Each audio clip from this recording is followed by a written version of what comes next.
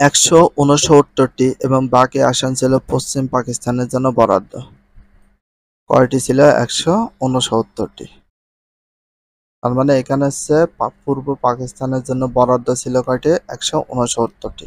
বাকি আসন ছিল পশ্চিম পাকিস্তানের জন্য বরাদ্দ। জাতীয় পরিষদে মূল প্রতিদ্বন্দ্বিতা হয় আওয়ামী লীগ ও পাকিস্তানি পিপলস পার্টির মধ্যে। জাতীয় পরিষদে মূল প্রতিদ্বন্দ্বিতা হয় আওয়ামী লীগের ভিতর এবং পাকিস্তানি পিপলস পার্টির মধ্যে, পিপিপির মধ্যে, পাকিস্তানি পিপলস পার্টি পিপি এর মধ্যে। তাদের দুইজনের ভিতর সবচেয়ে বেশি দ্বন্দ্বটা হয়। ভেরি ভেরি ইম্পর্টেন্স হিসেবে লিখে রাখো। জাতীয় পরিষদ নির্বাচনে আওয়ামী লীগ পায় 167টি আসন।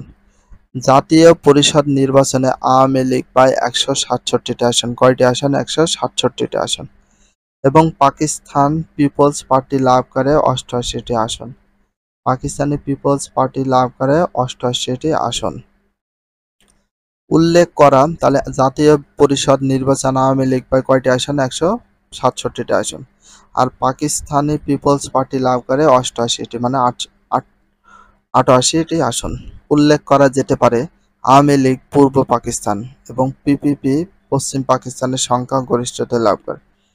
এরপর 1970 সালে 17 ডিসেম্বর পাকিস্তানের প্রাদেশিক পরিষদের নির্বাচন অনুষ্ঠিত হয়। 1970 সালে 17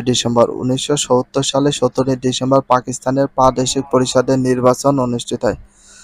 পাকিস্তানের প্রাদেশিক পরিষদের নির্বাচন অনুষ্ঠিত হয় কত সালে? 1970 সালে 17 ডিসেম্বর। এই নির্বাচন ছিল শুধু পূর্ব পাকিস্তানে। এই পূর্ব পাকিস্তান প্রাদেশিক পরিষদ নির্বাচনে 310টি আসনের মধ্যে আওয়ামী লীগ লাভ করে 298টি এবং বাকি আসন পায় স্বতন্ত্র প্রার্থী বা অন্যান্য দল। তাহলে তাদের আসনের মধ্যে আওয়ামী লীগ লাভ করে 298টি আসন। 310টি আসনের মধ্যে পূর্ব পাকিস্তান 310টি আসনের ভিতরে পায় 298টি আসন। আর বাকিগুলো অন্যান্য স্বতন্ত্র বা অন্যান্য প্রার্থীরা পায়। নির্বাচনের গুরুত্ব। 1970 সালের নির্বাচনের ফলাফল বাংলাদেশের স্বাধীনতা সংগ্রামকে আরও বেগবান করে। কত সালের নির্বাচন বাংলাদেশের স্বাধীনতা সংগ্রামকে আরও বেগবান করে? 1970 সালের নির্বাচন। কত সালের নির্বাচন বাংলাদেশের স্বাধীনতা সংগ্রামকে আরও বেগবান করে? 1970 সালের নির্বাচনকে। যুক্ত পাকিস্তানের দুই অঞ্চল দুটি প্রধান দলের প্রাধান্য এটাই প্রমাণ করে যে বাঙালি একটি পৃথক জাতি। 1947 সালে পাকিস্তান সৃষ্টির পর থেকে বাঙালি জাতি ভাষা, সাহিত্য, সংস্কৃতির দিক থেকে যে স্বাতন্ত্র্য দাবি করে আসছিল, এ নির্বাচনে আওয়ামী লীগের বিজয়ে যেন তা স্বীকৃতি পায়। বাঙালির স্বায়ত্তশাসনের দাবি যে সঠিক ছিল তাও প্রমাণিত হয়। এ নির্বাচনে বাঙালি জাতি পশ্চিম পাকিস্তান শাসক গোষ্ঠীকে বিদায় জানিয়ে বঙ্গবন্ধু শেখ মুজিবকে তাদের মুক্তিদাতা হিসেবে গ্রহণ করে।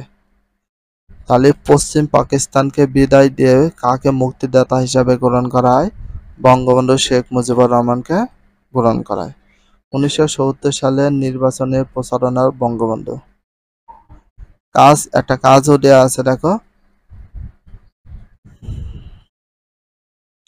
1970 সালের নির্বাচনের ফলাফল লেখো। পার্ট 7 এবং 8। পূর্ব পশ্চিম পাকিস্তানের মধ্যে বৈষম্যটা একটু দেখি। পাকিস্তান রাষ্ট্রের জন্ম হওয়ার পর থেকে দেখা যায় পশ্চিম পাকিস্তান শাসকরা বাঙালিকে আপন করে নিতে পারেনি। স্বাধীনতা ও মুক্তির বদলে বাঙালিরা পেল বৈষম্যমূলক আচরণ। স্বাধীনতা মুক্তির বদলে বাঙালিরা কি পেল? বৈষম্যমূলক আচরণ পেল। পাকিস্তানের দুই অংশের মধ্যকার সম্পর্ক হয়ে যায় শোষক ও শোষিতের। আমরা হলাম শোষিত শ্রেণীর। রাজনৈতিক, প্রশাসনিক, সামরিক, অর্থনৈতিক, শিক্ষা, সাংস্কৃতিক পূর্ব ও পশ্চিম অঞ্চলের মাঝে ব্যাপক বৈষম্যের মাধ্যমে বাঙালিদের দমিয়ে রাখার চেষ্টা করা হয়। কিন্তু বাঙালিরা বিভিন্নভাবে এই শোষণের বিরুদ্ধে প্রতিবাদ জানায়। সবশেষে মুক্তি সংগ্রামের মাধ্যমে বাঙালি নতুন রাষ্ট্র বাংলাদেশ প্রতিষ্ঠা করে। সবশেষে মুক্তি সংগ্রামের মাধ্যমে বাঙালি নতুন রাষ্ট্র বাংলাদেশ প্রতিষ্ঠা করে। মুক্তি সংগ্রামের মাধ্যমে বাঙালি নতুন রাষ্ট্র বাংলাদেশ প্রতিষ্ঠা করে। ভিডিওটি এখানে শেষ করছি। যদি ভিডিওটি ভালো লাগে চ্যানেলে সাবস্ক্রাইব পেজ হলে ফলো করে দিও, তার সাথে একটা লাইক এবং একটা কমেন্ট করে দাও। নেক্সট ভিডিও পাওয়ার জন্য অবশ্যই বেল আইকনটা অল করে রাখো, যাতে নিউ ভিডিও আপলোডের সাথে সাথে সর্বপ্রথম তোমাদের কাছে নোটিফিকেশনটা পৌঁছে যায়। If you love this video please subscribe my channel, like, comment, share, hit the bell icon for getting next video. So everyone take care, love you, আল্লাহ হাফেজ, বাই বাই।